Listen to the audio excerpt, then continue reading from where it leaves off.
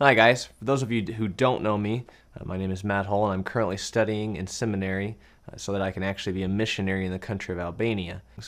So as you might have guessed, today I actually am going to talk about an idol that has been a struggle for my life for the majority of it. Just for today, you're actually going to have to use your imagination a little bit. You're going to have to think about the 90s. So for some of you, you might not have been born in the 90s. But I want you to kind of get in the mindset of what that was like. So I'm going to just talk about a few things that I grew up around. Basketball in the 1995 through 98 time where Michael Jordan was on the three-peat with Scottie Pippen and Dennis Rodman. That was a big part of my life thinking back. Another big part of my life actually was Christmas around that time. That was actually the year that I received the greatest gift on Christmas that I have ever received in my life. For me, that was the Super Nintendo. It came out in 1991. I didn't get it until later because I was born in '89, so I couldn't really play at the age of 2. But what it brought into my life was Mario Kart and Super Mario World. So my dad and I would play that almost every single night. And it really brought me into this different world where I could hit people with turtle shells and set traps with banana peels.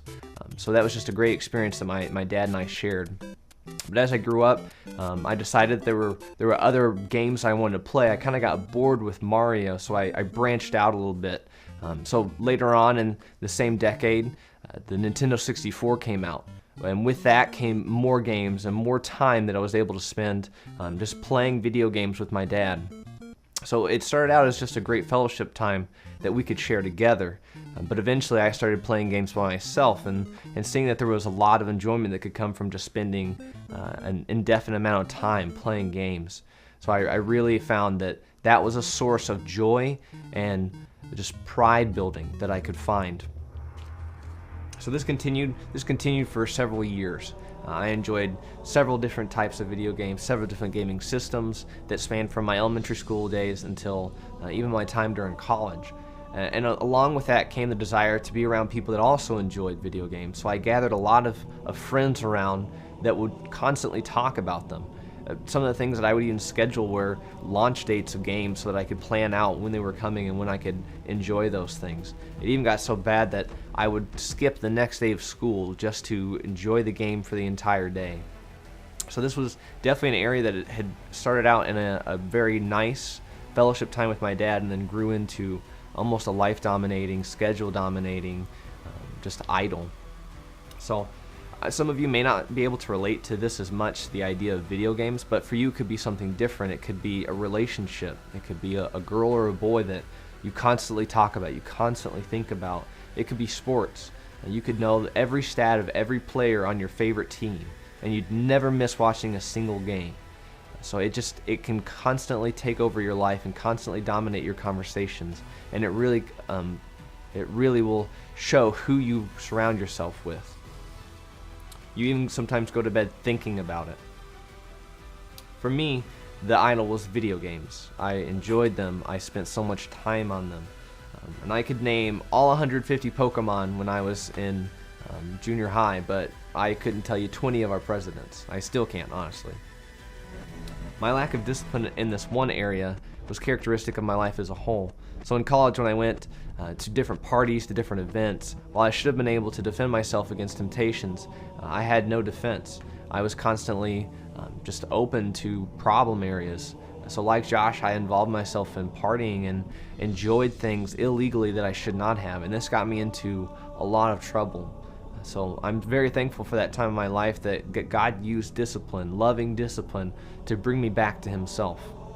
So as I was undergoing this discipline, I was told that I had to do mandatory community service hours, and I served those hours at our community center. And at that same time, I had people that were surrounding me that shared the love of Christ. And through that, I began to recognize that maybe the idols I'd been serving, the things that I thought that were better than Christ, were actually horrible, worthless, disgusting wastes of time. So as I served, as I continued to serve and be around people that actually loved the way that God tells us to love, it began to grow in me a desire to put away all these idols, to start serving the one true God. And as I grew in this area, my hours were actually completed. I did not have to serve anymore, but I decided to continue anyways. So I continued serving at the community center, and I've still done that now. So I started serving in 2009, and 6 years later, I'm still doing the same things that I did when I started. And serving at the community center can be different. It can show lots of different areas that need to be cleaned or taken care of. So this ranges from cleaning a bathroom, cleaning the toilets, to taking hair out of showers, to throwing out trash. It also branched out into my personal life while in college.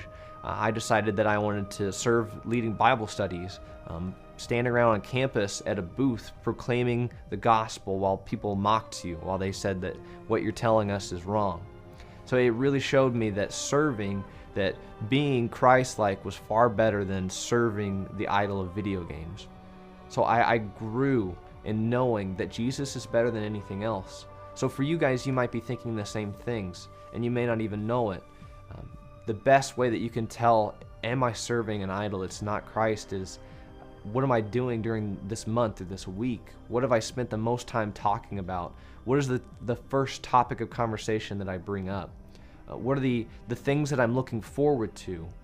How do I schedule my time? If that's not around serving, Bible studies, class time, being in the Word of God, then you might be serving an idol, and you need to think about that. That's a big deal. It's not just a small conversation. That's something that you really need to work on your heart and ask for accountability and seek people that will be willing to share the love of Christ with you daily. For me, it took getting into a bad situation to realize I'm dedicating my life to something that's not worth it.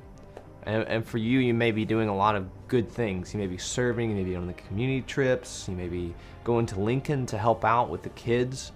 But if that's just one area of your life, if that's just a compartmentalized section of what you are really doing on a daily basis, then you might want to think, how can I start serving God and getting rid of these idols? How can I really start to, in my life, show Jesus is better than anything else? For me, it took a life of pursuing wrong things in order to figure out Jesus is better than anything else.